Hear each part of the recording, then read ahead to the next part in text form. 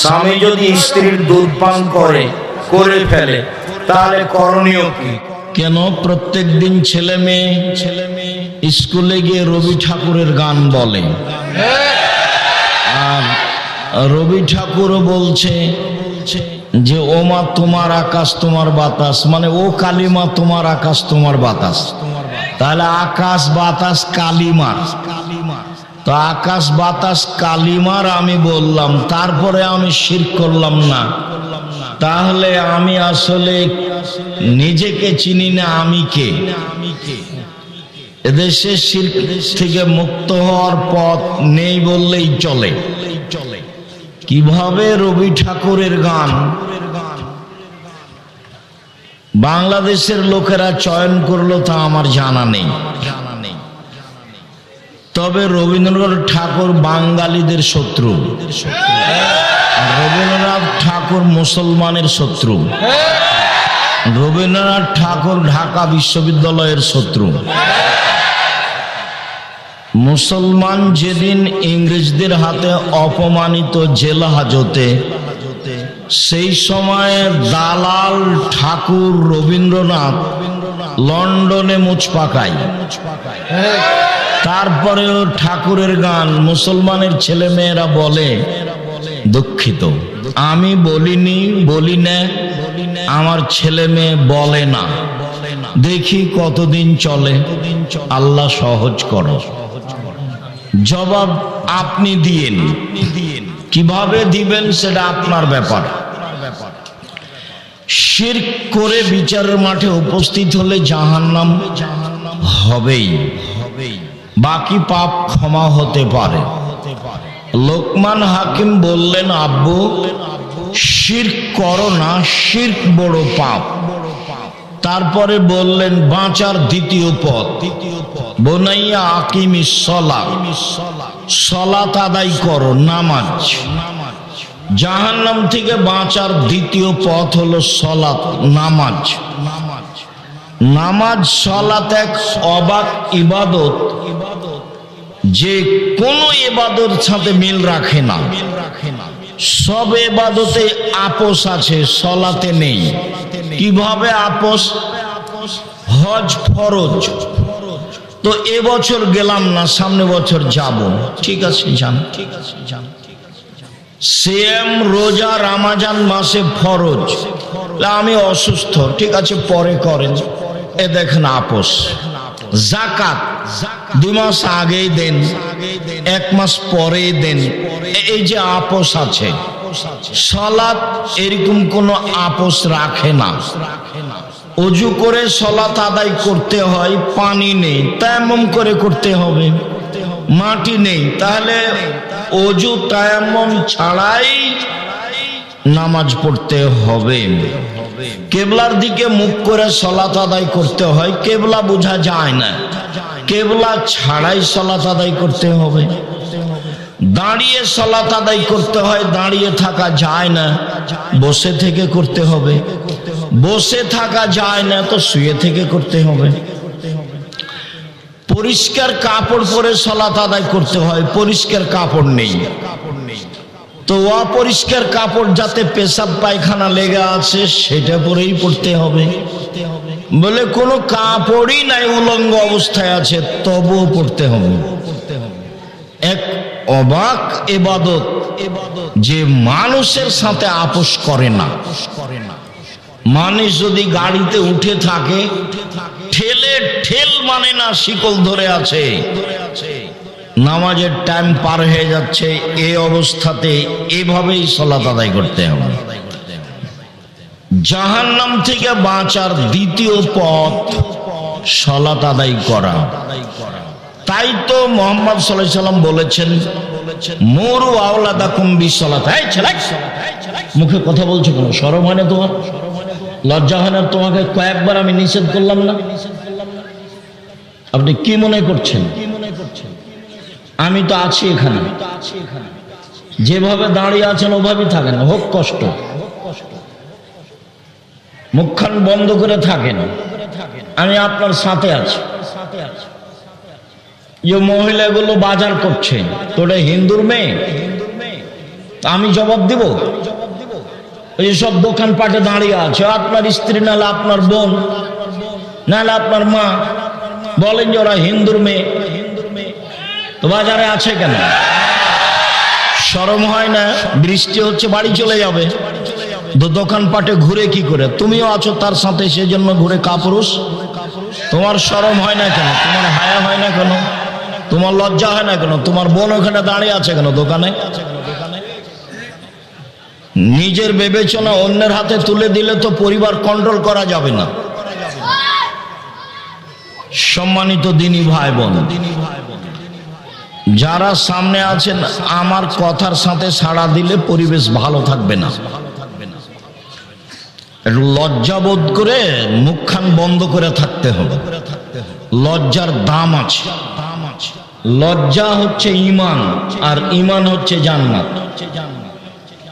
ঈমান যত বেশি হবে পাপ তত কম হবে, আর ঈমান যত কম হবে পাপ তত বেশি হবে। তাহাজ্জুদ পড়লেও পাপ হবে, হজ করলেও পাপ হবে, বোরখা পরলেও পাপ হবে। কেন? ঈমান কম। ঈমান কম মানে লজ্জা কম। একটা মহিলা মানুষ দোকানে দাঁড়িয়ে আছে, তাহলে আপনি বলেন যে তার লজ্জা আছে? আপনি বলেন যে তার ঈমান আছে? আমি বললাম ও হলো বেশরমা বেহায়া মহিলা, তা আপনাকে খারাপ লাগলো, তা আপনি বলেন যে ওই ঈমানদার। আপনি ওই ঈমানদার বললেই হয়, আমি তো বলিনি, আমি তো বলবো না। একবারে অল্প সময় মুখখান বন্ধ করে থাকবেন। আমার দিনী বোনেরা যারা এখানে আছেন, দু একজন, আপনার সাথে আমার জরুরি কয়েকটা কথা আছে, আপনি অপেক্ষা করুন। আমি অল্প সময়ে আপনার কাছে চলে আসব। দু একটা কথা আপনার সাথে আমার জরুরি ভাবে আছে। আল্লাহ নবী বললেন, 7 বছর বয়সের ছেলে মেয়েকে সালাত আদায় করতে বলো, 10 বছর বয়সে পিটিএ করাও, তার মানে লাঠির মাধ্যমে। এরকম আদেশ আর কোন ইবাদতে নেই। 15 বছর বয়স হয়েছে, ছেলে মেয়ে নামাজ পড়ে না, তখনও বাপ বেঁচে আছে, এটা মিথ্যা কথা।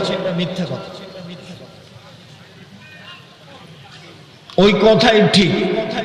স্বামী নামাজ পড়ে, স্ত্রী পড়ে না, স্ত্রী পড়ে, স্বামী পড়ে না, তখন বিবাহ কেটে গেছে। বিবাহ নেই, এমনিতেই সংসার চলছে। আরবি বিদ্বানেরা বলছেন, এরকম বেনামাজি মারা গেলে ওকে মুসলমানের কবরস্থানে কবর দিতে হবে না, হিন্দুদের শ্মশান ঘাটে ফেলে দিতে হবে। এখন আরবি বিদ্বানগণ বলছে, তার নাম সলাত, তার নাম নামাজ। 3 একরাহুল কালামা বাদাল ইশায়ে, একরাহুল নামা কাবলাল ইশায়ে। পরিবারকে জাহান্নাম থেকে বাঁচার আজকের আলোচনায় 3 নাম্বার পথ, এশার সালাতের পরে ঘুমিয়ে যেতে হবে। এশার সালাতের আগে ঘুমানো নিষেধ। এশার সালাতের পরে ঘুমিয়ে যেতে হবে। এশার সালাতের আগে ঘুমানো নিষেধ। আল্লাহর নবী এশার সালাতের পরে কথা বলাকে ঘৃণা করতেন। একরাহুল কালামা বাদাল ইশায়ে, এশার সালাতের পরে কথা বলা ঘৃণা করতেন। এশার সালাতের পূর্বে ঘুমিয়ে যাওয়া ঘৃণা করতেন। যে কোনো মূল্যে রাত 10টা হতে হতে ঘুমাতেই হবে। তাহলে আপনি রাত 3টায় উঠতে পারবেন, 4টায় উঠতে পারবেন। কেন উঠবেন? আল্লাহ প্রত্যেক দিন রাতের 3 ভাগের 2 ভাগ পার হলে সপ্তম আকাশ থেকে প্রথম আকাশে নেমে আসেন। রাতের 3 ভাগের 2 ভাগ পার হলে আল্লাহ সপ্তম আকাশ থেকে প্রথম আকাশে নেমে আসেন। নেমে এসে বলেন, মাইয়া দুনি ফাস্তাজিব লাহু, কেউ কি তোমরা আমাকে কিছু বলতে চাও? বলো, আমি তোমাদের কথা শুনবো। 2 মায়াসালিনী ফাউতিয়াহু, কেউ কি তোমরা আমার কাছে কিছু চাও? চাও, দিয়ে দিব। 3 মায়াস্তাগফিরুনি ফাগফিরালাহু, তোমরা কে আমার কাছে ক্ষমা চাও? ক্ষমা চাও, আমি ক্ষমা করে দিব।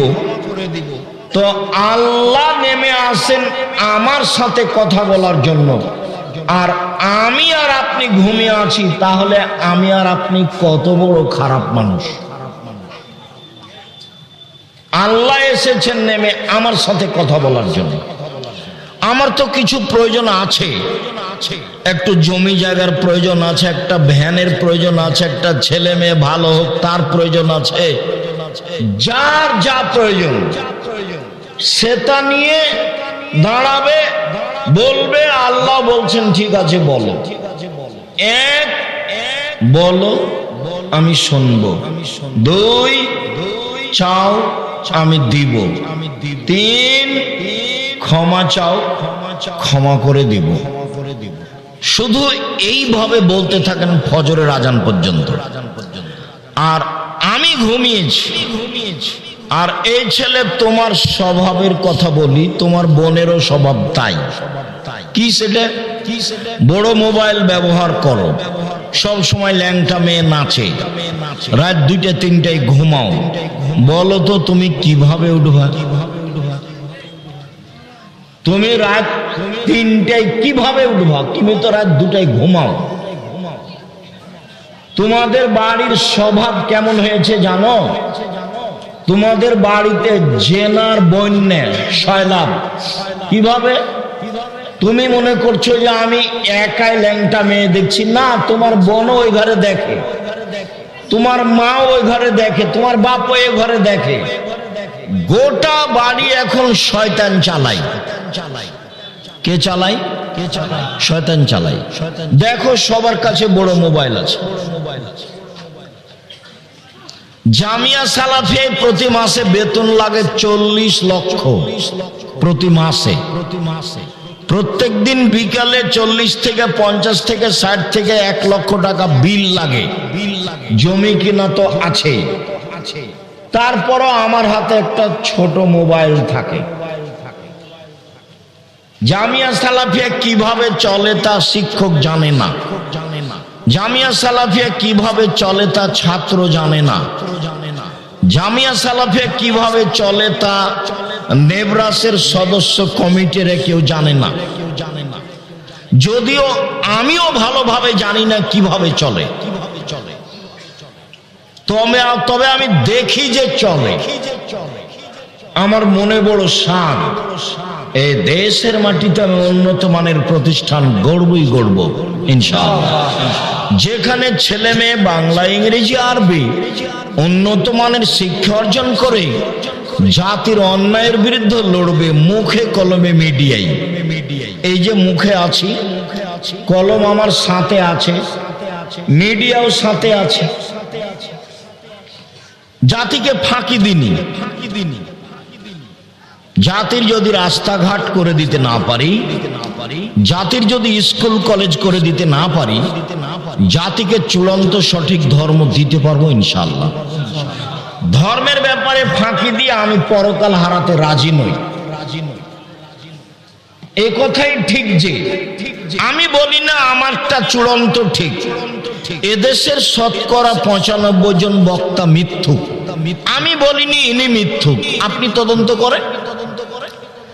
এদেশের শতকরা 98 জন মুফাসসির মিথ্যুক। আমি বলিনি ইনি মিথ্যুক, আপনি তদন্ত করেন। এদেশের মাটিতে প্রায় 3 লক্ষ জাল জয়ীফ হাদিস আছে। আমার বাসায় আছে প্রায় 10,000 মানুষের বানানো হাদিস। ধর্মের নামে চলে, ধর্মের নামে চলে। অনেক দিন আগে ঘুঘুরাতলিতে এসেছিলাম কথা বলার জন্য। সেদিন প্রায় সব কথাগুলি সেই লোকগুলোর সামনে নতুন ছিল, যদিও আমার কাছে কিছু করার নেই। কেন? আমি খুব ভালোভাবে জানি হক বলা যেমন কঠিন, হক মানাও তেমন কঠিন। হক বলা যেমন কঠিন, হক মানা তেমন কঠিন। আব্দুর রাজাক সাহেব, হক বলা কঠিন কেন? এই ছেলে, তোমরা যারা বড় ছেলে যে গল্প করছে তাকে হাতে ইশারা করবে না? এই এখানে কি করছো তুমি?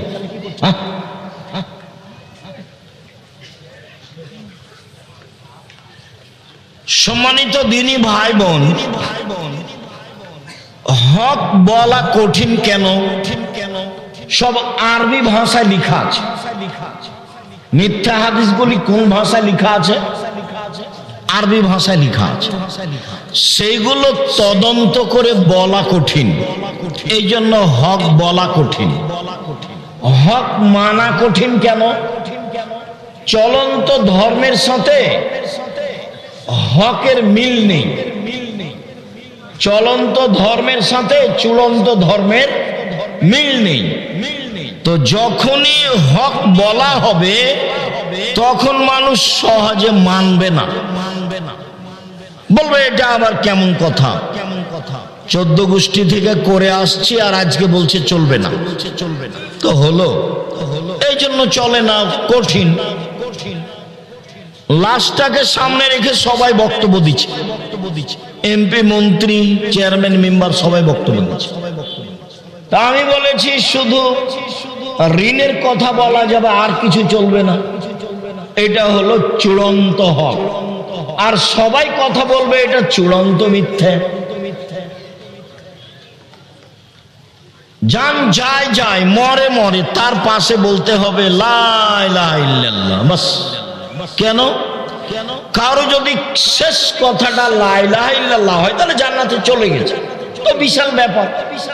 তো পাশে সবাই কোরআন মাজিদ পড়ছে, আবার সূরা ইয়াসিন পড়ছে, তো এটা তো মিথ্যা। কে ঠেকাবে? লোকটা মরার সাথে সাথে ওকে কেবলামুখী করছে। কেন করছে? মরার সাথে সাথে কাপড় দিয়ে ঢেকে দিতে হবে, সাদা কাপড় দিয়ে, তো কেবলামুখী করলো। কাপড় দিয়ে ঢেকে দিতে হবে, সত্য। কেবলামুখী করতে হবে, মিথ্যা। অজু দিয়ে গোসল দিতে হবে, সত্য।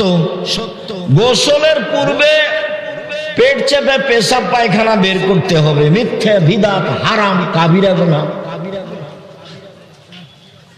আবার নখ কাটতে হবে, আবার মোচ কাটতে হবে, আবার নিচের লুম পরিষ্কার করতে হবে, কত যে ফেতনা আছে। সালাম হলো আসসালামু আলাইকুম, পৃথক হওয়ার পূর্বেই পাপ ক্ষমা হয়ে যাবে, এটা হলো চূড়ান্ত সত্য। তো এখন সালাম হওয়ার সময় দেখলাম 4 হাত লাগলো, এটাও তো নয়। আবার বুকে লাগালো, এটাও তো হয় না। আবার মুখে লাগালো, এটাও তো হয় না। আবার বাঁকা হলো, এটাও তো হয় না। আবার এরকম করলো, এটাও তো হয় না। হাঁটুতে সালাম দিল, সেটাও তো হয় না। পায়ে সালাম দিল, সেটাও তো হয় না। এক সালামে যে কত বেদাত আছে। আল্লাহর নবী বলছেন, পৃথিবীর মানুষ শুনে রেখো, এখনো মিম্বাদি আইম্মা এহাদুনা বেগায়রে হাদিয়াতি, আমার আদর্শ বাদ দিয়ে অন্য আদর্শ ধরে বলবে এটাই রাসূলের আদর্শ। আমার সুন্নাত ছেড়ে দিয়ে বলবে অন্য সুন্নাত ধরে নিয়ে এটাই রাসূলের সুন্নাত। ওইসব মাওলানাদের দেখতে লাগবে মানুষ, ওদের অন্তর হলো শয়তানের অন্তর। হুজুরের অন্তরটা কেমন? শয়তানের। আমি এই কথা বলিনি, এই কথা কে বলছেন? মুহাম্মদ সাল্লাল্লাহু আলাইহি ওয়াসাল্লাম, হাদিস বুখারী। হুজুরকে দেখতে লাগে মানুষ, হুজুরের অন্তর হলো শয়তানের অন্তর। হুজুর একটু দমে না কেন? সব সময় খালি চাপে নওয়াজের ভাষাতে হ্যাংঠামো করে কেন? হ্যাংঠামো করে কেন? ধর্ম কি হুজুরের পৈতৃক সম্পত্তি, বাবার সম্পত্তি? দেখে বলবে, না হলে যারা জানে তাদের কাছে আশ্রয় নেবে। শুনুন, জাতির যদি রাস্তাঘাট করে দিতে না পারি, জাতির যদি স্কুল কলেজ করে দিতে না পারি, জাতিকে চূড়ান্ত সঠিক ধর্ম দিতে পারবো ইনশাআল্লাহ। ধর্মের ব্যাপারে জাতিকে ফাঁকি দিয়ে পরকাল হারাতে রাজি নই। আছি মুখে, আছি মিডিয়ায়, আছি কলমে, আছি শিক্ষা প্রতিষ্ঠানে। জামিয়া সালাফিয়া বাংলাদেশের সবচেয়ে বড় প্রতিষ্ঠান আয়তনে, সবচেয়ে বড় প্রতিষ্ঠান শিক্ষক সংখ্যায়, সবচেয়ে বড় প্রতিষ্ঠান ছাত্র সংখ্যায়। শিক্ষক প্রায় 300 জন দেশ বিদেশের, সৌদি আরব, ইন্ডিয়া, বাংলাদেশ। ছাত্র প্রায় 5000-এর বেশি। আয়তন দিনাজপুরেরটা 20 বিঘার বেশি, যেটা তেঘরায় আছে, যা দেখে আসেন কালকে। আর রূপগঞ্জ ঢাকায় প্রায় 100 বিঘা, রাজশাহীতে প্রায় 50 বিঘা। সামনে মাসের 6-7 জামিয়া সালাফিয়া আসেন রাজশাহীতে। দেশ বিদেশের আলেম ওলামা থাকবে, পাকিস্তানের ইবতেসাম এলাহি জহির থাকবেন, আরো অনেকে থাকবেন। আমিও ভাঙাচোরা আপনাদের সাথে থাকবো ইনশাআল্লাহ। দেশের বড় বড় বিদ্বান থাকবেন। আসেন, জাতিকে ফাঁকি দিনি। 3, এশার সলাতের পরে কথা বলা বন্ধ। এশার সলাতের পূর্বে ঘুমানো নিষেধ। 4, মান ওয়ালাদালাহু আলাদুন, কারো যদি ছেলে মেয়ে জন্ম নেয়, ফালিহিসান ইসমাহু, সুন্দর একটা নাম রাখতে হবে। হয় গুণবাচক আর নয় নবীদের নাম, ইব্রাহিম, ঈসা, কারিয়া, এগুলো। আর না হলে গুণবাচক, আব্দুল্লাহ, আব্দুর রহমান, আব্দুর রহিম, আব্দুল সত্তার, আব্দুর রাজ্জাক, আব্দুল জব্বার। ওগুলো কি নাম রেখেছেন? নামটা শুনতে ঘৃণা লাগে। আবার ছেলে বলছে লম্বা করে, আবার বাপে বলছে যে ভালো নামটা বলো আব্বু, ভালো নামটা বলো। কত নিম্ন শ্রেণীর বাপ আর কত নিম্ন শ্রেণীর মা। ওরা ভালো নামটা বলে ডাকে না। এ বাপই নয়, তুমি ওকে চাচা বলে ডাকিও। যেই বাপ তোমাকে বলে ভালো নামটা বলো আব্বু, ভালো নামটা বলো, ও বাপ নয় তোমার, ও হলো তোমার চাচা। আমার ওকে বাপ বলতে কষ্ট হয়। জন্ম দিতে পারলে বাপ পাওয়া যায় না।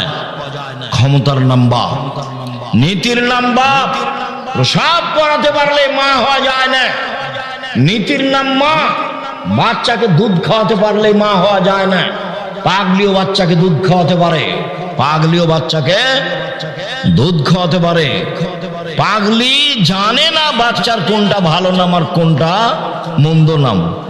নাম আপনি দুটা রাখলেন কোন শরমে? রাখলেন কেন? কেন আপনি রাখলেন?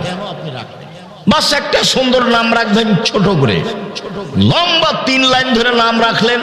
আপনার ছেলে কি কোনো বেদাতি হুজুর নাকি? বেদাতি হুজুরের 3 লাইন নাম থাকে, দেখেন না, লম্বা হয়ে থাকে। পীরে ওলি, পীরে কি গাউসে আজম বলতে বলতে কি যে বলছে। জি, কামেলে পীর। আমি 90 সাল থেকে মাঠে আছি। এই যাবত আমি আমার কোনোদিন পরিচয় দিইনি। মানুষ যখন আমাকে চাপ দিয়ে বলেছে যে পরিচয় বলেন, তখন আমি বলেছি আমার নাম আব্দুর রাজ্জাক আর আমার বাপের নাম ইউসুফ। বাপ বেটা মিলে আব্দুর রাজ্জাক বিন ইউসুফ। এর চেয়ে আমি কোনোদিন বেশি বলিনি। প্রমাণ করেন দেখি। সম্মানিত দিনী ভাই বোন, সুন্দর নাম রাখতে হবে, বাপের জিম্মেদারি। ভালো মানুষ, পরহেজগার মানুষকে দিয়ে তাহানিক করে নিয়ে আসতে হবে। তাহানিক কি? খেজুর ভালো করে চাবিয়ে জিভা থেকে একটু ওই লালা সহ বের করে বাচ্চার জিভার মাঝামাঝিতে দিয়ে দিতে হবে, দিয়ে মাথায় হাত দিয়ে দোয়া পড়ে দিতে হবে। এর নাম তাহানিক। 7ম দিনে আকিকা দিতে হবে, বাপের জিম্মেদারি। বাচ্চা হাঁটতে শিখেছে, পায়জামা পরাতে হবে, হাফ প্যান্ট নয়। শুনুন, মেয়েকে পায়জামা পরাতে হবে, জাঙ্গিয়া নয়। বড় জামা পরাতে হবে। প্রতিষ্ঠানে যেতে শিখেছে, মাথায় কাপড় দিতে হবে। আপনি নাকি বাপ, চলেন আপনার সাথে কয়েকটা কথা বলি। 5। আবু মুসা আশআরী রাদিয়াল্লাহু তাআলা আনহু বলেন, রাসূল সাল্লাল্লাহু আলাইহি সাল্লাম বলেছেন, মাসালু জালিসিস সালে ওয়াস সাওয়ি ও মান কানাত লাহু জারিয়া, কারো যদি একটা কাজের মেয়ে থাকে, ফা আল্লামাহা ফাসানা তালিমাহা, শিখিয়ে দিল, সুন্দর শিখিয়ে দিল, ও আদাবাহা, শিষ্টাচার শিখিয়ে দিল, ফাসানা তাদিবাহা, সুন্দর শিষ্টাচার শিখিয়ে দিল, ফালাহু আজরানে, তার জন্য ডবল নেকি। তাহলে সব বিদ্যা সুন্দর নয়, সব শিষ্টাচার সুন্দর নয়। যে বিদ্যা ছেলেকে দাড়ি চাঁচতে বলে সেই বিদ্যা সুন্দর নয়। যে বিদ্যা ছেলেটাকে বড় মোবাইল ব্যবহার করতে বলে সেই বিদ্যা সুন্দর নয়। যে বিদ্যা ছেলেটাকে টাকনোর নিচে প্যান্ট পরতে বলে সেটা বিদ্যা নয়। যে বিদ্যা ঠাকুরের গান বলতে উৎসাহিত করে সে বিদ্যা নয়।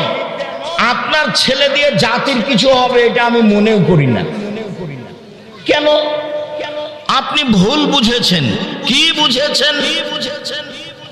সবার চাপে ছেলে কম হয়েছিল দেরিতে, তো ছেলেটাকে পড়তে দিয়েছিলাম জামিয়া সালাফিয়ায়, বা মেয়েটাকে তো দাখিল পরীক্ষা দিয়ে ভালো রেজাল্ট করেছে, প্লাস পেয়েছে।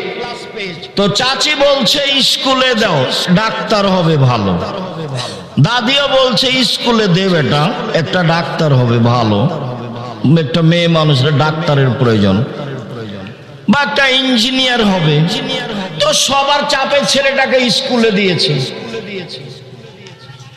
ইন্টার পরীক্ষার সময় 4 জন মাস্টার ছিল, বিশ্ববিদ্যালয়ের পরীক্ষার সময় সাবজেক্ট প্রতি একটা মাস্টার ছিল। যাক, আপনার কথা অনুপাতেও ডাক্তার হয়েছে, দেশে শিক্ষা অর্জন করে একটা ভালো ডাক্তার হয়েছে। এ ভালো ডাক্তার, এ হলো প্রতারক। কিভাবে বলেন আব্দুর রাজ্জাক সাহেব? যেই কোম্পানি টাকা দেয় তারই ওষুধ লিখে। তো তুমিও গেছো, তোমার বেটাও, আপনার ছেলেও গেছে, আপনিও গেছেন। চাঁপাইনবাবগঞ্জের ভাষায় আমও গেল, ছালাও গেল, কাঁদতে কাঁদতে 2 চোখও গেল। টাকা পয়সা খরচ করে কি করলেন? ও তো ধোঁকাবাজ, জাতির সাথে প্রতারণা করে। আর ইঞ্জিনিয়ার যদি হয় তাহলে ও চোর,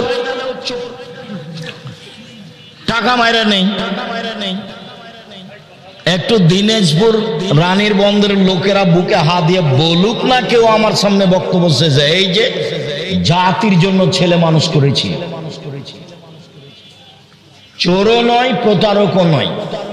যেটা খুব মেধাবী সেটা লন্ডন, আমেরিকা, কানাডা চলে গেছে।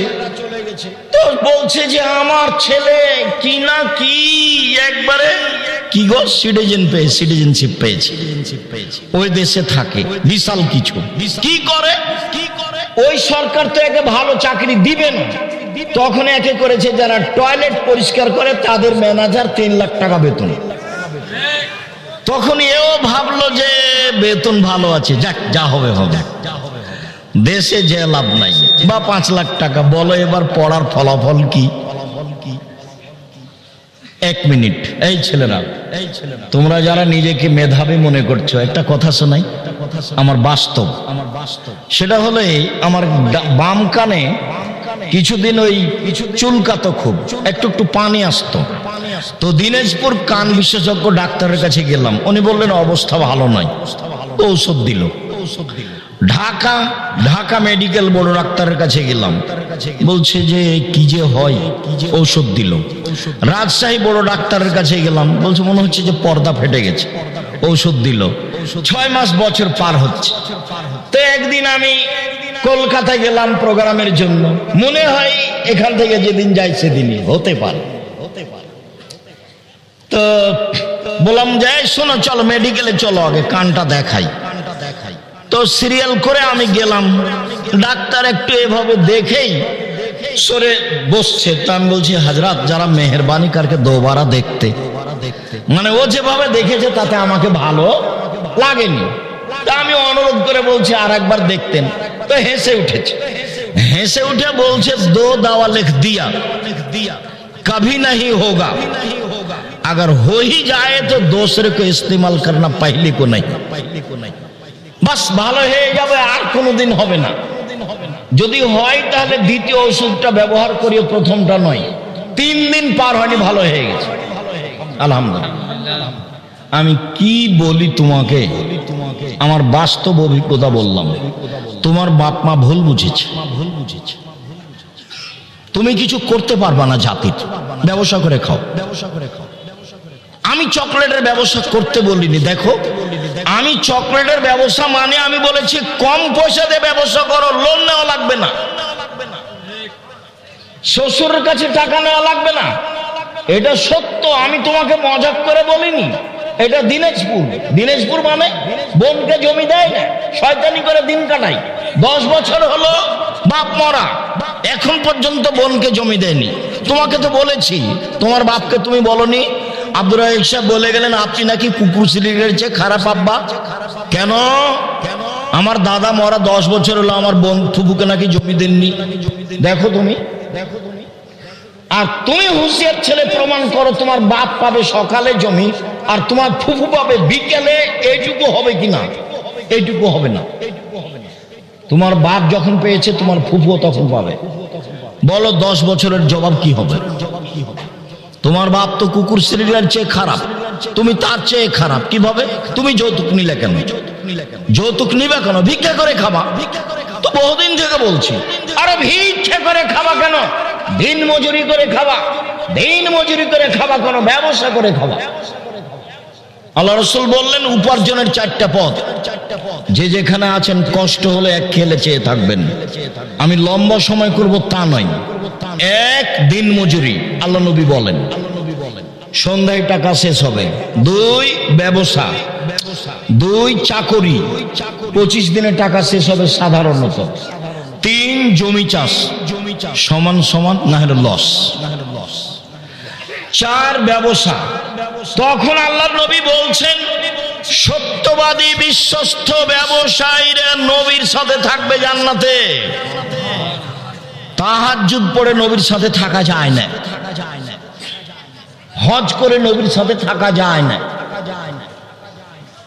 রমজান মাসে রোজা থেকে নবীর সাথে থাকা যায় না তাসবিহ তাহলিল জিকির আজকার করে নবীর সাথে থাকা যায় না নবীর সাথে থাকার আরেকটা পথ আছে মুহাম্মদ সাল্লাল্লাহু আলাইহি সাল্লাম সেটা হলো এই 2টা কেউ মেয়ে যদি লালন পালন করে 2টা বেটি কি লালন পালন শিখিয়ে দিল শিষ্টাচার শিখিয়ে দিল একটু পরে আসছি ইনশাআল্লাহ বিদ্যা শিখিয়ে দিল শিষ্টাচার শিখিয়ে দিল বিবাহ দিয়ে দিল এই বাপ আর আমি জান্নাতে এভাবে থাকবো তখন আঙ্গুল দুটি জমা করে দিলেন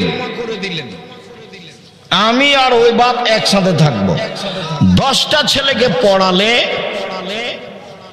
এক নেকি হবে এই কথা আল্লাহ রাসূল বলেননি তো ছেলেকে পড়াবেন কেন জন্ম দিয়েছেন এই জন্য শুনুন কারো যদি কাজের মেয়ে থাকে 5 শিখিয়ে দেয় সুন্দর শিখিয়ে দেয় সব বিদ্যা সুন্দর নয় শিষ্টাচার শিখিয়ে দেয় সুন্দর শিষ্টাচার শিখিয়ে দেয় তাহলে সে ডবল নেকি পাবে সব শিষ্টাচার সুন্দর নয় এই ছেলে তোমার বোনের নখটা বড় আছে নখের নেইল পালিশ আছে বলো তো এর কাছে বিদ্যা আছে নেই আল্লাহ নবী বলছেন যে নবীদের বৈশিষ্ট্য 10টি নবীদের খাসলাত অভ্যাস শিষ্টাচার বৈশিষ্ট্য আদাত অভ্যাস 10টা নবীদের এক দাড়ি ছেড়ে দিতে হবে ছোট করাও যাবে না চেঁচে ফেলাও যাবে না 2 মুছ কেটে ফেলতে হবে চাঁচা যাবে না মুছ কিছু থাকবে মানে পুরুষ 3 অজু গোসলের সময় নখগুলি এই গিরাগুলি ভালো করে ধুইতে হবে 4 নখ কেটে ফেলতে হবে তো তোমার বোনের নখ বড় আছে বলো দেখিও ভালো শিক্ষা অর্জন করেছে বলিও তো তোমার বোনকে আজ বাড়িতে গিয়ে যে তুমি নাকি ভালো করে পড়াশোনা করনি। কেন? আব্দুর রাজ্জাক সাহেব তো বলে গেলেন তোমার মাথার চুল নাকি সামনের দিক ছোট,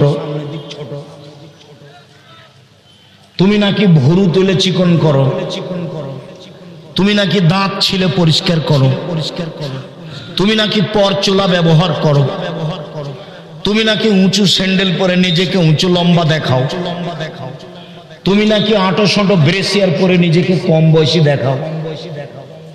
সেই জন্য আব্দুর রাজ্জাক সাহেব তোমার বিদ্যাকে না করে দিয়েছে।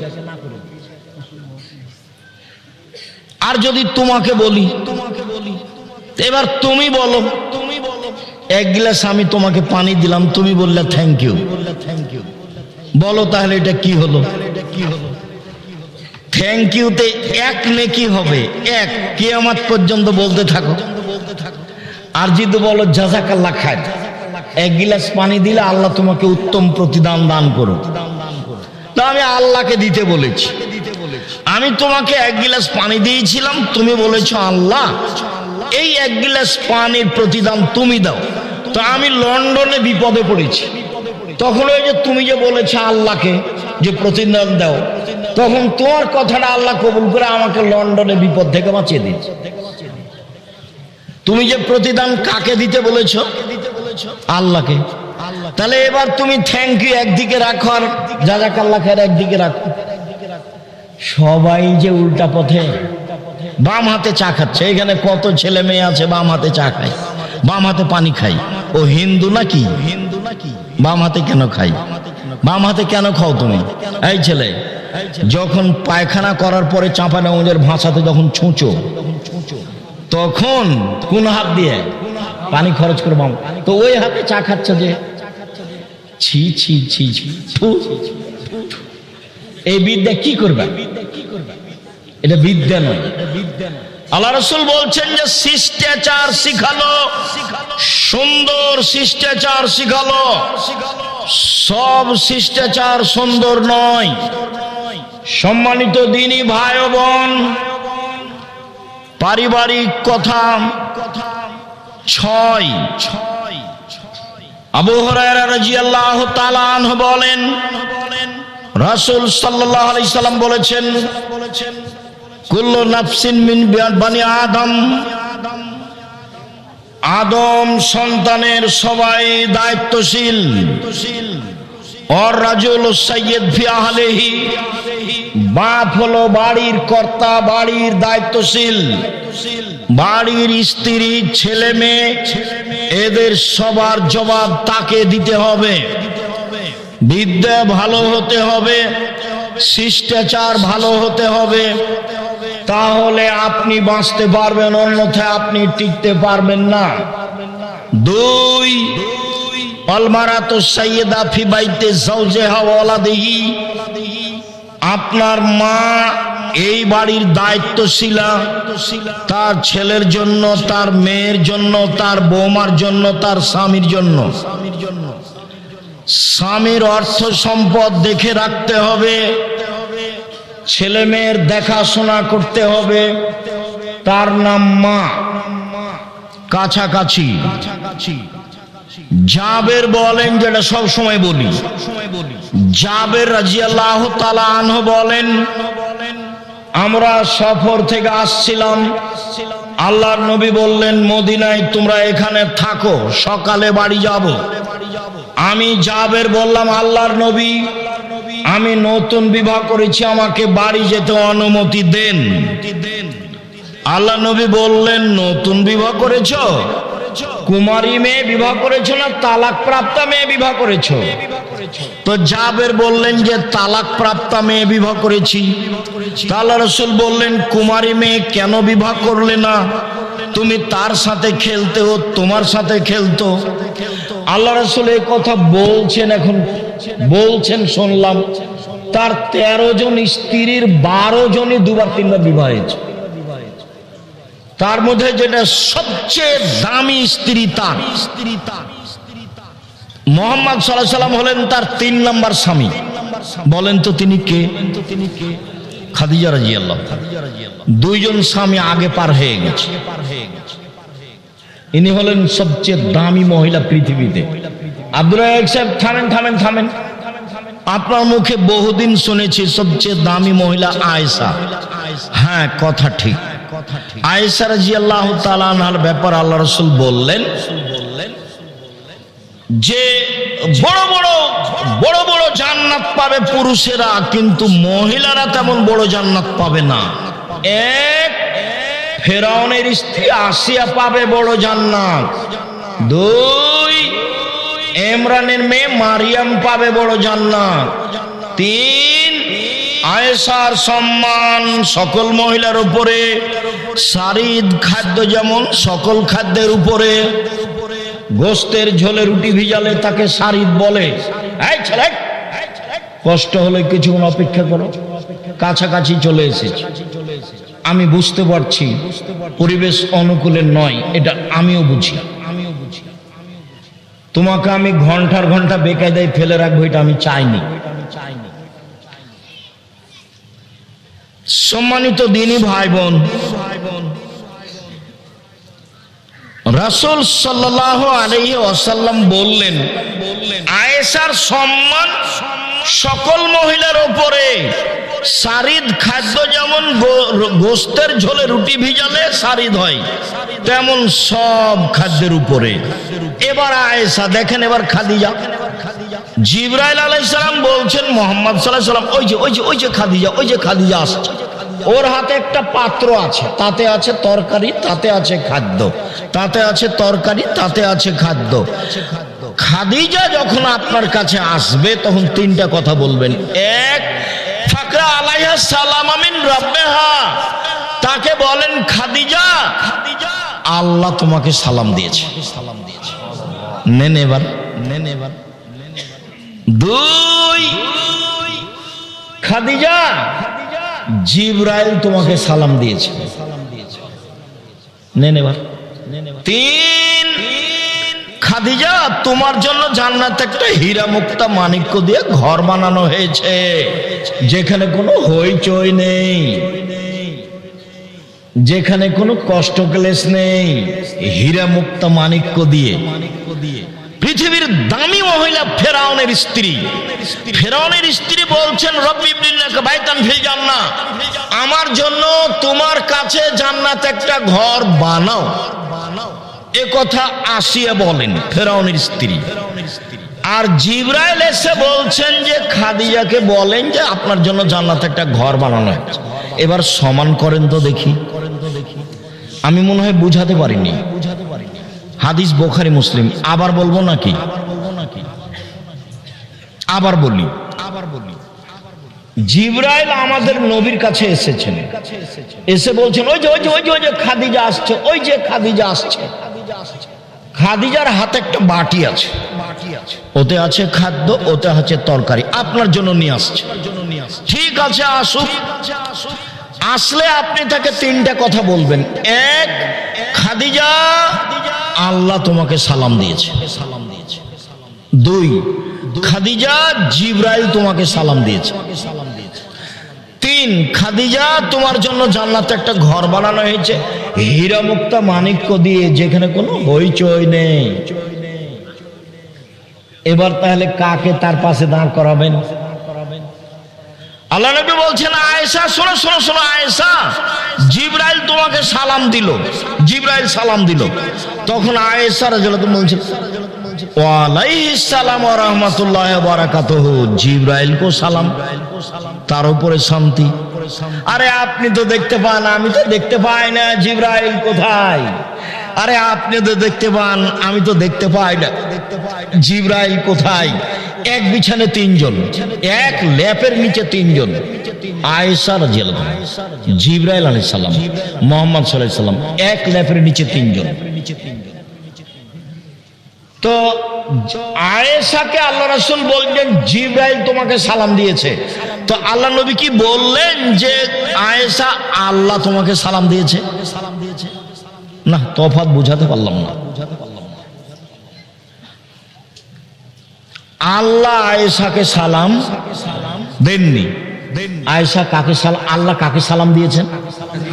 খাদিজাকে। তাহলে এবার সমান করেন দেখি। তা আমি চেয়েছি আপনি আমার দিনী বোন, একটু আয়েশা খাদিজার মতো হবেন।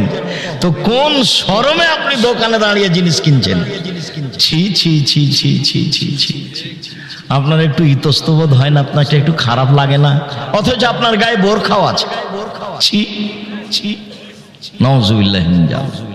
লা হাওলা ওয়ালা কুওয়াতা ইল্লা বিল্লাহ। লা ইলাহা ইল্লা আনতা সুবহানাকা ইন্নী কুনতু মিনাজ জালিমিন। আল্লাহ তুমি বাঁচাও। জাবের তালাক প্রাপ্ত মেয়ে বিবাহ করলে কেন? শুনেন, আমার আব্বা শহীদ হয়েছেন উহুদের যুদ্ধে 9 জন মেয়ে রেখে। আমার 9 জন বোন আছে। এদের সমবয়সের, কম বয়সের, কম বুদ্ধির মেয়েকে আমি বিবাহ করতে চাইনি 4টা কারণে। শুনুন, আমার আব্বা শহীদ হয়েছেন উহুদের যুদ্ধে। 9 জন মেয়ে রেখে আমার 9 জন বোন আছে। এদের বয়সের, কম বয়সের মেয়ে আমি বিবাহ করতে চাইনি 4টা কারণে। এক, লেতুয়াল্লেমাহুন্না, আমার স্ত্রী যেন আমার বোনদেরকে বিদ্যা শিখাতে পারে। বিদ্যা, ছেলে মেয়ে আপনিও পড়াচ্ছেন, কিন্তু আপনি ঠকে গেছেন। জাতির জন্য পড়াতে হবে, নিজের জন্য নয়। টাকা ইনকাম করবে, এটা আপনার মাথায় আসলো কেন? আরে আমার আব্বা নিরক্ষর, আমি কতদিন শুনেছি। আমার নিজের বাপের কথা বলছি, আমার আব্বা নিরক্ষর, আমি কতদিন শুনেছি আমার আব্বার মুখে। আরে ছেলে মেয়ে কি আমি ভাগ্য ছেড়ে এসেছে নাকি? ওদের জন্য অত চিন্তা করব কেন? ওদের ভাগ্য আছে। তা আমাকে যখন বলতে লাগলো যে আপনার ছেলেরা ভালো, আব্দুল্লাহ, আব্দুর রহমান, আব্দুর রহিম, ওদেরকে একটু স্কুলে দেন না। তখন আমি বললাম যে সবার ছেলে তো স্কুলে পড়ে, আর স্কুলে যে কি করবে, এরা এই লাইনেই থাক। তো শিক্ষকের নাম্বার দিয়েছে 101। তা বলছি হুজুর এভাবে দিলেন যে আব্দুল সামাদ সালাম 101 দিলেন যে? আরে শোনো আব্দুর রাজ্জাক, জীবনে কত খাতা দেখলাম, তো 100 দিয়েছি। তো আমাকে এটা তার চেয়ে ভালো লেগেছে, তখন আমি কোনো পদঘাট না পেয়ে 101 করে দিচ্ছি। তো জাতির জন্য ছেলে মানুষ করেন, নিজের জন্য কেন? নিজের জন্য করলে ও কোম্পানির ওষুধ লিখবে, ও জানে যে এর চেয়ে ভালো ওষুধ আছে। কি করবে মেয়ে ছেলে দিয়ে? আর বেটি ছেলে হলো তার সহযোগী। বেটি ছেলে ভাষা বুঝেন না, মেয়ে মানুষ বুঝেন তো। ডাক্তারের সহযোগী কে? মেয়ে মানুষ। কেন দেশে ছেলে মানুষ নাই? ডাক্তার সাহেব আপনি মনে কিছু নিয়েন না, আপনাকে আমি ভালোবাসি। ব্যতিক্রম 2-1 জন হবে না এটা নয়, 2-1 জন হবেই। আমি তো সারা জীবন বলে আসলাম 90 সাল থেকে আমি কোনোদিন পথ খরচ চাইনি, পাথেও চাইনি। তো এমন তো সবাই বলে না, বলে কি? কারো মুখে আমি শুনিনি যে ওই বলছে আমি কোনোদিন জীবনে পথ খরচ চাইনি। আমাকে যদি কেউ পথ খরচ দিতে চেয়েছে জোর করে, আমি আপনার প্রোগ্রামই করব না। আমার জীবনে কোনোদিন আমাকে কোনো এমপি, মন্ত্রী বা কোনো চেয়ারম্যান, সভাপতি, সেক্রেটারির নত হয়ে কথা বলা লাগেনি। ওটা আমার জীবন ওই পাতাই নাই, ওই পাতা আমি ছেড়ে দিয়েছি। খুব সম্মান সহকারে জাতির সামনে দিন নিয়ে আস, এবং মনে বড় স্বাদ ইয়ে আছে, সাহস আছে। আম গাছে জাম ধরতে পারে, ধরে না। অমাবস্যা রাতে চাঁদ উঠতে পারে, উঠে না। সুঁয়ের ছিদ্র দিয়ে লাঙ্গলের ফল ঢুকতে পারে, ঢোকে না। সুঁয়ের ছিদ্র দিয়ে লাঙ্গলের ফল ঢুকে যেতে পারে।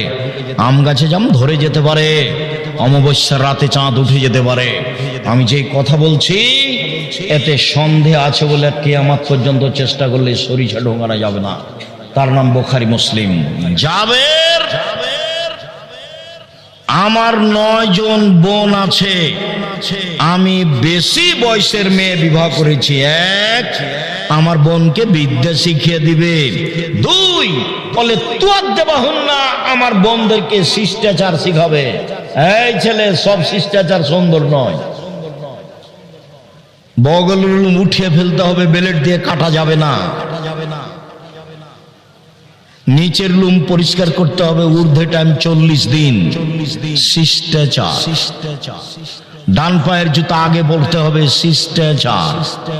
বাম পায়ের জুতা আগে খুলতে হবে, শিষ্টাচার।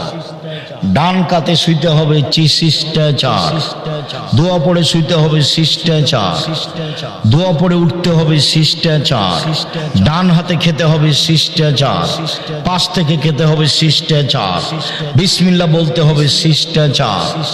শিষ্টাচার দিয়ে ধর্ম ভর্তি। এক গ্লাস পানি পান করলে কয়টা শিষ্টাচার লাগে? 5টা। শুনুন শিষ্টাচারের কাছে, ছেলে শোনো, তোমার আম্মাকে নিয়ে একটা কথা বলি, কাছাকাছি চলে এসেছি, কষ্ট নিও না। এবার শুধু তোমার আম্মার সাথে কথা বলছি, তুমি তোমার আম্মাকে বলে দিও।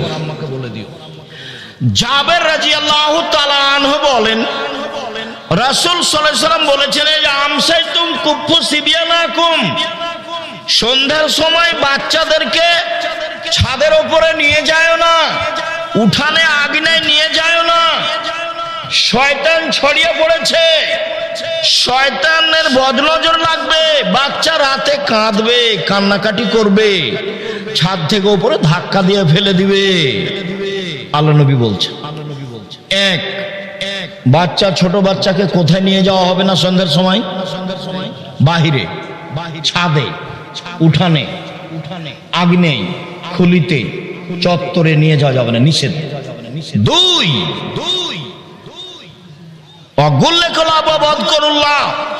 দরজা বন্ধ করো, বিসমিল্লাহ বলো, জ্বালানা বন্ধ করো, বিসমিল্লাহ বলো। তোমার আম্মাকে বলো দেখি, আম্মা কয়দিন বিসমিল্লাহ বলেছেন? দেখি তোমার আম্মা কি বলে। রাসূল সাল্লাল্লাহু আলাইহি ওয়াসাল্লাম বলেন, ও কুকেরা বাকুম আযকুরুল্লাহ, দুধের পাতিল, আটার পাতিল, খাদ্যের পাতিল, চাউলের পাত্র সব ঢেকে রাখো, বিসমিল্লাহ বলো। অখাম্মিরু আনিয়াতাকুম, তরকারির পাতিল রেডি আছে, এইগুলো ঢাকো, বিসমিল্লাহ বলো। দুধের বালতিটা ঢাকার জন্য কিছুই যদি না পাও, তাহলে আল্লাহ রাসূল বলছেন যে বিসমিল্লাহ বলে একটা খড়ি দুধের বালতিটার উপরে রেখে দাও, এখানে আর কোনো ক্ষতি ঢুকতে পারবে না, শয়তান ঢুকতে পারবে না। গরিব মানুষ, বাহির দরজাতে কিছু নাই, খালি পর্দাটা দেওয়া আছে, দরজা নেই। আপনার স্ত্রী ঘুমানোর সময় বিসমিল্লাহ বলে একটা ছোট কাঠ খড়ি কাগজ রেখে দিবে। আল্লাহ রাসূল বলছেন ভোর পর্যন্ত শয়তান এটা দিয়ে ঢুকতে পারবে না। কেন? কেন তিনি বলছেন? শোনো, ঘুমানোর সময় ল্যাম্প, বাতি, বাল্ব সব অফ করো, নইলে বাড়িতে রাতে আগুন লাগতে পারে, নইলে বাড়িতে আগুন লেগে যেতে পারে। কথা আল্লাহর নবী বলছেন, আমি বলিনি, বুখারী মুসলিম। তিনি বলছেন রাতে কতগুলি বালা মুসিবত চলতে থাকে, যেই খাদ্য খোলা থাকে বালা মুসিবত তাতে ঢুকে যায়, সকালে যে খাবে তারই রোগ ব্যাধি হবে। ভুলেও কোনোদিন বাজারের জিলাপি খাবা না যেটা খোলা আছে। এই যে এখন দেখো খোলা আছে, তুমি খাও, আমি তো খাই না। তুমি তো ধর্ম জানো না, তোমার মা জানে না, তোমার বাপ জানে না। তোমার মা মনে করছে বিবাহ হয়েছে, স্বামীর কাছে এসেছি তাই ছেলে হয়েছে, তাই আমি মা। কই তোমার মা নিষেধ করেনি তো, তুমি জিলাপি খাও কেন? ওই যে খোলা মাঠে পড়ে আছে। নিষেধ কে করেছেন? মুহাম্মদ সাল্লাল্লাহু আলাইহি ওয়াসাল্লাম। কে করেছেন? মুহাম্মদ সাল্লাল্লাহু আলাইহি ওয়াসাল্লাম। কেন করেছেন? রাতে বালা মুসিবত চলে, যে খাদ্য খোলা আছে তাতে ঢুকে যাবে, যে খাবে তারই অসুখ হবে। আমি মনে হয় বুঝাতে পারলাম না। শিষ্টাচার কি দিয়ে বুঝাই? আল্লাহ রাসূল বলছেন যে খাদ্যে বিসমিল্লাহ বলতে হবে। তোমার মা তোমার ভাইকে, ছোট ভাইটা ছোট বোনটাকে যতবার দুধে লাগাচ্ছে ততবার তোমার মাকে বিসমিল্লাহ বলতে হবে। যদি বিসমিল্লাহ না বলে এই দুধ শয়তান খাবে, নিশ্চিত খাবে, অবধারিত খাবে। আল্লাহর নবী বলেছেন খাবে, অতএব খাবেই খাবে। আমার বোনদেরকে শিষ্টাচার শিখিয়ে দিবে। 3 বলে তুরাজ্জালাহুন্না, আমার বোনদের মাথার চুল চিরুনি করে সাজগোজ করে পরিপাটি করে রাখবে। 4 বলে তাকুমু আলাইহিন্না, আমার স্ত্রী আমার বোনদেরকে পাহারা দিবে। মা মানে 1 বিদ্যা শিখিয়ে দিবে, মা মানে 2 শিষ্টাচার শিখিয়ে দিবে, 3 বাচ্চাকে পরিপাটি করে সাজগোজ করে রাখবে, 4 বাচ্চাকে পাহারা দিবে। এর নাম মা। শিষ্টাচার। রাসূল সাল্লাল্লাহু আলাইহি সাল্লাম বলেন, কারো যদি 3টে মেয়ে থাকে, 1 বিদ্যা শিখিয়ে দেয়, 2 শিষ্টাচার শিখিয়ে দেয়, 3 বিবাহ শাদী দিয়ে দেয়, 4 আহসানা ইলাইহিন্না তার সাথে ভালো আচরণ করে, তাহলে মেয়ে 3টি বিচারের মাঠে বাপকে জান্নাতে নিয়ে যাওয়ার জন্য জাহান্নাম থেকে অন্তরাল হবে। ওইদিকে জাহান্নাম, এদিকে বাপ, আর মধ্যে মেয়েরা একেবারে বেঁকে যাবে। আমার বাপকে জান্নাতে দিতে হবে আগে, তারপরে কোনো কথাই নাই। আল্লাহর সামনে তারা বলবে কোনো কথাই নাই, আমার বাপকে আগে জান্নাতে দিতে হবে, তারপরে কোনো কথা। কোন বাপ? 1 বিদ্যা শিখালো, 2 শিষ্টাচার শিখালো, 3 বিবাহ শাদী দিয়ে দিল, 4 ভালো আচরণ করলো। আমি মনে হয় বুঝাতে পারি না ভালো করে। মেয়ের সাথে খাস্টা মেষ্টা করা হবে না।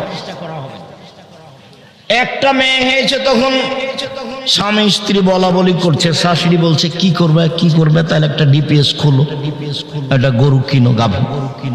2টে হয়েছে, তখন দাদিরাও বলছে কি করবি ভাই, একটা কিছু কর। 3টে যখন মেয়ে হয়েছে, তখন বলছে ভাই এ বউ চলবে না, বউ তালাক দে। দাদিও বলছে, নানিও বলছে। দেখেন কেমন হয়ে আছে ধর্ম। কারোর কাছে শিষ্টাচার নাই। এই ছেলে, তুমি জাতির কি করতে পারো? জাতির তুমি কি করতে পারো? তুমি শুধু মোবাইল চালা শিখাচ্ছ আর জেনা করতে শিখাচ্ছ মোবাইলে। 2 চোখের জেনা হলো চোখ দিয়ে দেখা, 2 কানের জেনা হলো কান দিয়ে শোনা, হাতের জেনা হচ্ছে হাত দিয়ে ধরা, পায়ের জেনা হচ্ছে এই পথে চলা, অন্তরের জেনা হচ্ছে পরিকল্পনা করা, মুখের জেনা হচ্ছে মুখে কথা বলা। তুমি জানো কত মেয়ের সাথে মোবাইলে কত কথা বলো। আল্লাহর নবী বলছেন, আমার বড় ভয় আমার উম্মত গোপন পাপে লিপ্ত হবে, এটা আমার ভয়। আমার বড় ভয় আমার মেয়ে গোপন পাপে লিপ্ত হবে, এটা আমার ভয়। কাছাকাছি চলে আসলাম, শেষে চলে আসলাম। অতীব গুরুত্বপূর্ণ বুখারী মুসলিমের হাদিস। এই হাদিস বলে আজকের মতো কথা শেষ করব। 1 পায়ে দাঁড়িয়ে থাকবেন, নড়বেন না। প্রথম প্রস্তাব, 6-7 রাজশাহীতে যেতে হবে। বিশাল প্রতিষ্ঠান, দিনাজপুরের লোকের প্রতিষ্ঠান, চিরির বন্দরের মহিলা পুরুষের প্রতিষ্ঠান, রানীর বন্দরের মহিলা পুরুষের নিজস্ব প্রতিষ্ঠান। বিষয়ভিত্তিক বক্তব্য হবে, রাষ্ট্রীয় পর্যায়ের আলোচনা হবে, সবার জন্য একই ধরনের বক্তব্য। যাওয়ার জন্য অনুরোধ জানালাম। 2 আলিতে পত্রিকা একটা চলন্ত মাসে নিতে হবে, আর আমি কিনেছি একটা ফ্রি দেওয়ার জন্য।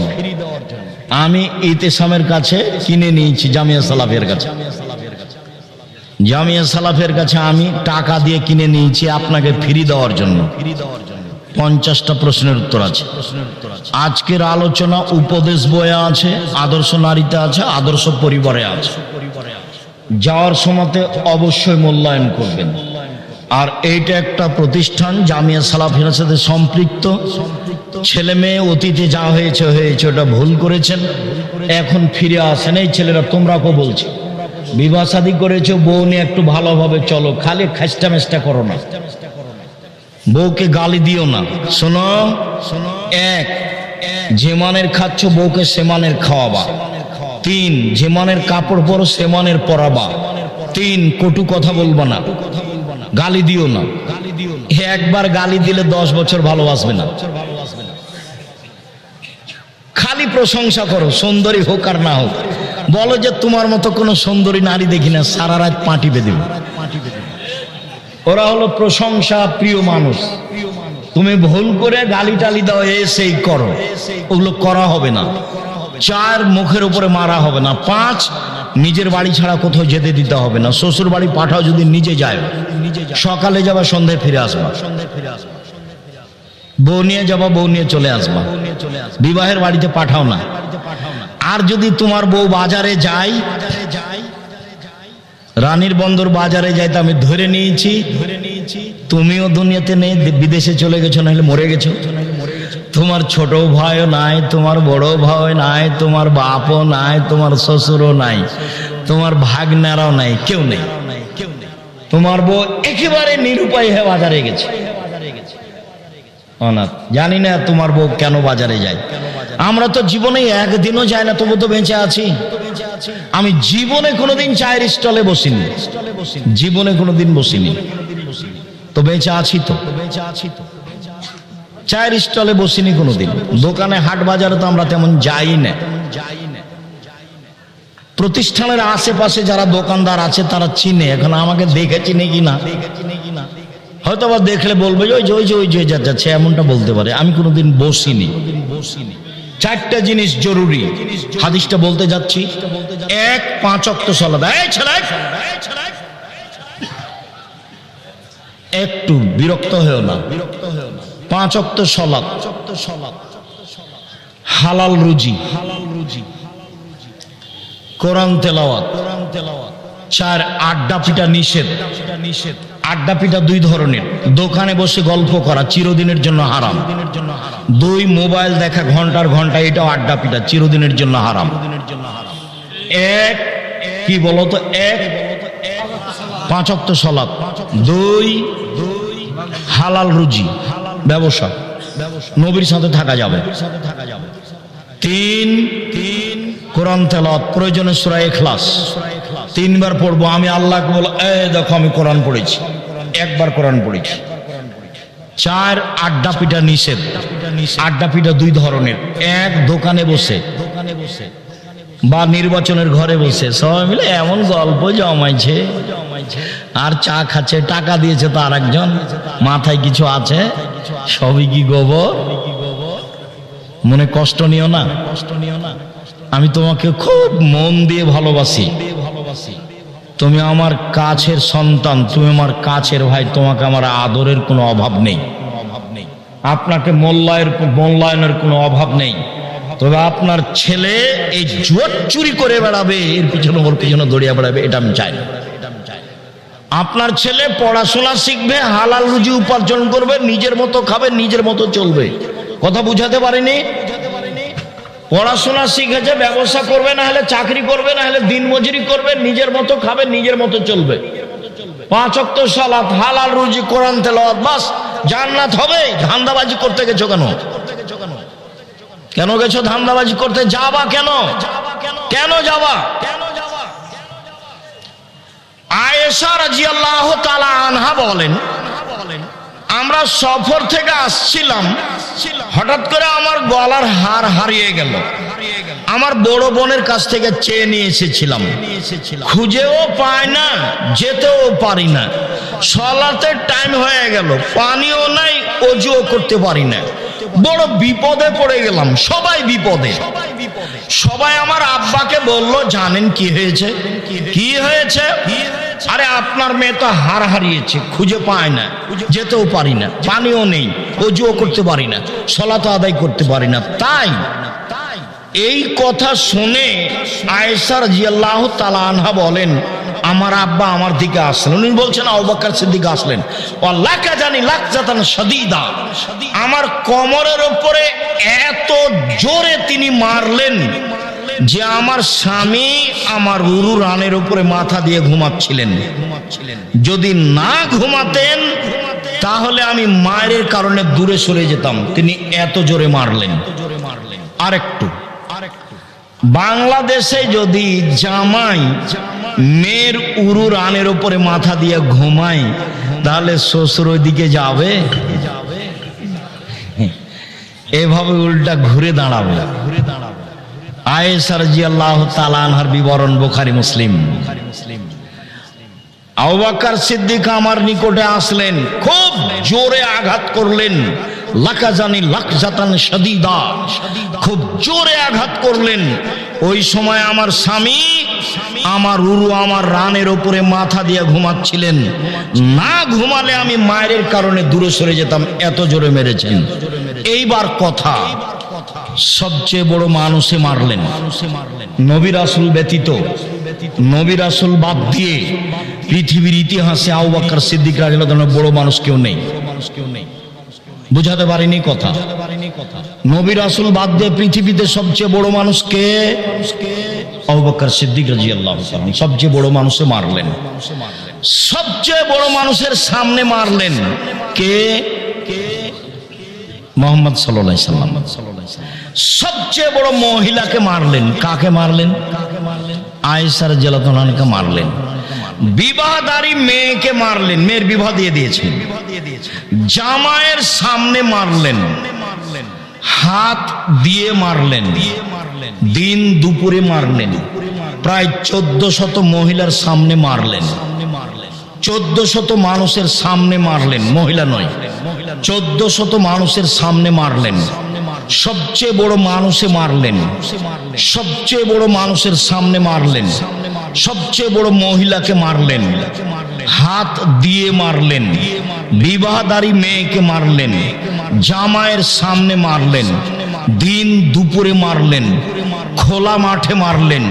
এত বড় বাপে এত বড় বেটিকে এত মানুষের সামনে মেরে দিলেন। ভুল কোথায় হারটা হারিয়ে গেছে বুঝতে পারেননি, এ হলো ভুল। আর আপনার মেয়ে দোকানে দাঁড়িয়ে আছে বোরখা পরে, খারাপ লাগলো না? আপনি একটা ধমকও দিতে পারেন না? মেয়েটা ক্লাস 10-এ পড়ে, নখ বড় আছে, চুল ছোট আছে, আপনার প্যান্টটা আঁটো সাঁটো আছে, পায়জামাটা কত কি আছে, আপনার ভুরু তোলা আছে, ভুরু চিকন করা আছে, নাক পরিষ্কার করা আছে, কত কি যে আছে, দাঁত ছিলা আছে, সবই নাজায়েজ হারাম। আপনি ধমকও দিতে পারেন না? আপনার বউ তো বাপের বেঁচে থাকা ঠিক নয়, মরে যাওয়া ভালো। মেয়ে লালন পালন করবে জামিয়া সালাফে ইনশাআল্লাহ। 5000-এর বেশি ছেলে মেয়ে আছে, 500-র অধিক এতিম অসহায় আছে। আপনার মেয়েকেও পড়াবো ইনশাআল্লাহ। আপনার মতো বাপের আমি বেঁচে থাকা চাইনি। বাপ যেভাবে পরিবার কন্ট্রোল করা যাবে তার নাম বাপ। কথা দিয়ে পিটিয়ে পরিবার কন্ট্রোল করবো। এ দেখেন, বাপ মেয়েকে মারে দিলেন। বিবাহদারী মেয়েকে, বাপের কাছে মেয়ে কোনোদিন বড় হয় না, বুঝাতে পারেননি? বাপের কাছে মেয়ে কোনোদিন বড় হয় না। জামাইয়ের সামনে মারলেন, জামাই কোনো কিছু বলতে পাবেন না। সম্মানিত দিনী ভাই বোন, আলোচনার শেষে চলে আসলাম। আমাদের গাড়িতে বই পুস্তক আছে, কোথায় আছে তা আমি ঠিক বলতে পারছি না, এখানে আছে। আমার সব দিনী ভাই বোন, আদর্শ পরিবার উপদেশ, এগুলোতে আজকের বিবরণ আছে। আর ইতেসাম পত্রিকা সবাই নিয়ে যাবেন। কয়েকটা জিজ্ঞাসা, পত্রিকা কেউ ছেড়ে যাবেন না। গাড়ি ভর্তি বই নিয়ে আসা হয়েছে আপনার জন্য। 10 টাকা, 20 টাকা, 50 টাকা, 200 টাকা যেন আপনার কাছে বেশি না হয়। আর আব্দুল্লাহর একটা বই ছিল মিন্নাতুল বারি, দেখুন তো আছে কি না। আব্দুল্লাহর বই মিন্নাতুল বারি, এটা কোথায়? নীলফামারী।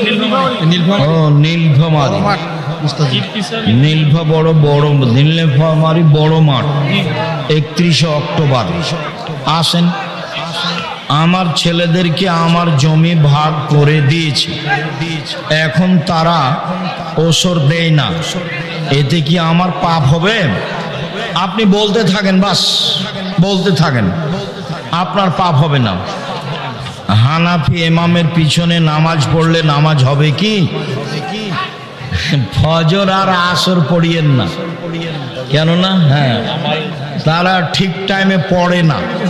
ওই সময় রাসূল বাড়িতে পড়তে বলেছেন, বাকি পড়েন সাথে, ক্ষতি হলে তারাকে জবাব দিতে হবে। স্বামী যদি স্ত্রীর দুধ পান করে ফেলে, তাহলে করণীয় কি? কিছুই করণীয় নাই, খেয়েছে। এতে বউ বাদ পড়েনি, বউ তালাক হয়নি। খাবে কেন বোকামি? স্বামী দুধ খাবে কেন?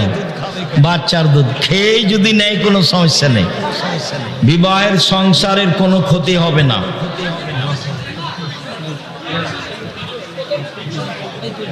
শখ করে ইঁদুর পালা যাবে কি?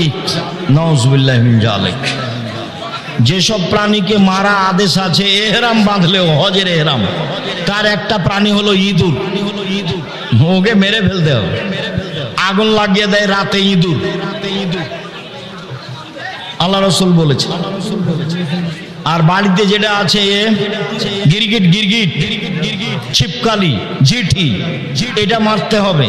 কাকলাস ডাহিন নয়, কাকলাস নয়, যেটা রং পরিবর্তন করে। মারতে হবে কোনটা বলো তো? যেটা বাড়িতে থাকে জিঠি, যেটা বাড়িতে থাকে জিঠি সেটা মারতে হবে। আর মারতে হবে না কোনটা? কাকলাস ডাহিন, যেটা রং পরিবর্তন করে।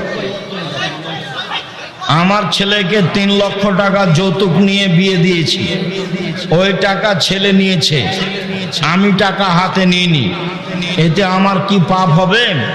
আপনার সম্মতি ছিল। অতএব দেখলেন আপনার ছেলে না আপনার উল্টা হয়ে গেছে।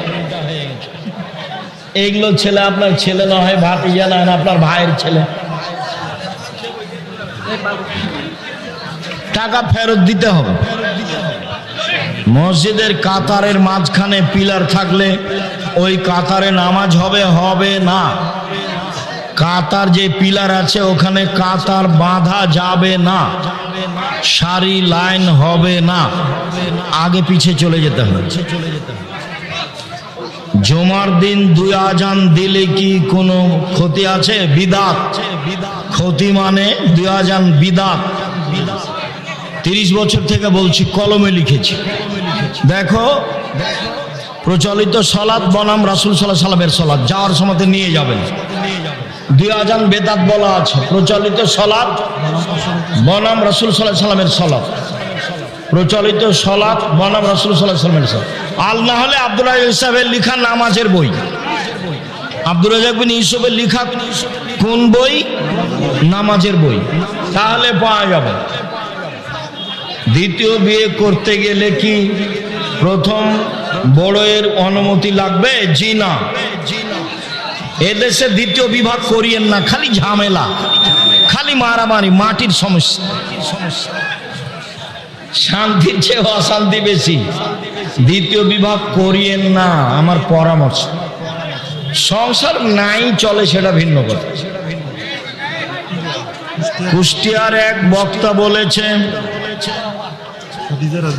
খাদিজা রাদিয়াল্লাহু তাআলা জীবনে কোনোদিন নামাজ পড়েননি। ওও জানে না। এই কথা বললো কি করে? আমাদের তো এরকম কোনো বাক্য আমরা দেখিনি। মরার আগে যে নীতিতে মুহাম্মদ সাল্লাল্লাহু আলাইহি ওয়াসাল্লাম ইবাদত করতেন তিনি সেই নীতিতে করতেন। শতকরা 95 জন বক্তা মিথ্যুক, আমি বলিনি ইনি মিথ্যুক। শতকরা 98 জন মুফাসসির মিথ্যুক। তোমরা এসব বক্তব্য শোনা থেকে বেঁচে থাকো।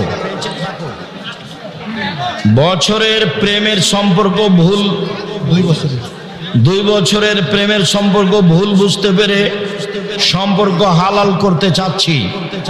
মেয়ের বাবা রাজি হচ্ছে না, মেয়ের বাপকে রাজি হতেই হবে। তুমি নাম্বার দিও, আমি সহযোগিতা করব। আল্লাহ রাসূল বলেছেন এরকম সময়ে বিবাহ না দিলে ফিতনা বাড়ে। এরকম সময়ে বিবাহ না দিলে ফিতনা বাড়ে। যে বাপ বিবাহ দিচ্ছে না দেখবেন যে ও খালি টেনশনে দিন কাটাচ্ছে, ঝামেলার শেষ নেই। আসসালামু আলাইকুম সাহেব, বিস্তারিত বললে উপকৃত হব। দাদার সম্পত্তি নাতির এতিম কতটুকু পাবে? যদি ওর নিজ ভাইরা বেঁচে থাকে, ওই লোকের যদি আর ছেলে বেঁচে থাকে, তাহলে নাতিরা জমি পাবে না। যে পরিমাণ ওই ছেলে পেত সেই পরিমাণ ওসিয়ত করে দিতে পারে। যে ভাগ পায় না তার জন্য ওসিয়ত চলে। আর ছেলে থাকলে নাতিরা জমি জায়গা পাবে না। সালাতে দণ্ডায়মান হলে হায় আসতে পারে, হাত দিয়ে ঠেকাবা। হাই উঠলে শয়তান হাসে, মুখের ভিতরে ঢুকে যায়। ওর খালি খারাপটাই কাজ। বই বিক্রি হচ্ছে। আপনাদের আমি অনুরোধ জানাচ্ছি, খালি হাতে যাবেন না কেউ। বই না হলে একটা ইতেসাম পত্রিকা নিয়ে যাবেন, একটা ফ্রি আছে। ওটা আমি কিনে নিয়েছি আপনাদের জামিয়া সালাফের নিকট থেকে। আপনাদেরকে ফিরি দেওয়ার জন্য। একজন ইমাম ফরজ সালাত এবং মৃত ব্যক্তিকে দাফন করার পর হাত তুলে দোয়া করাকে বিদআত বলছে। ঠিকই বলেছে, হাত তুলে দোয়া করা ব্যক্তিগত ব্যাপার, কিন্তু ওই ইমাম মসজিদে ফরজ সালাতের পর দোয়া করে এবং মাসালা জানতে চায়, ওই ইমামের পিছনে সালাত আদায় করা যাবে? সালাত যাবে, তার পিছনে সালাত হবে। তোমরা ইমাম পরিবর্তন করো, কিন্তু তার পিছনে সালাত হবে না এই কথা নয়। তবে উনি যেহেতু বেদাত বলেছেন, তার করাটা একেবারেই মানাই নাই। আচ্ছা যাক, কোনো সাধারণ লোক হবে, তোমরা তাকে ইমাম বলছো, আসলে হয়তো বা ইমামের যোগ্য নয়। হাত তুলে দোয়া করার অনেক হাদিস আছে, দেখো বই আছে আমার, দোয়ার উপরে আইনে রাসূল দোয়া অধ্যায়, অনেক হাদিস আছে হাত তুলে দোয়া করার। 14টা স্থান আছে হাত তুলে দোয়া করার। এমন আছে যে খালি হাত ফিরে দিতে আল্লাহ লজ্জা পাই, দোয়া করা উচিত। সম্মানিত দিনী ভাই বোন, আজকে কষ্ট করে অপেক্ষা করছিলেন, প্রায় মানুষ চলে গেছে বেগতি দেখে, ভাবছে যদি বৃষ্টি বেশি হয় তো বউ ছেলে মেয়ে নিয়ে কেমনে যাব, চলো আগেই যাই।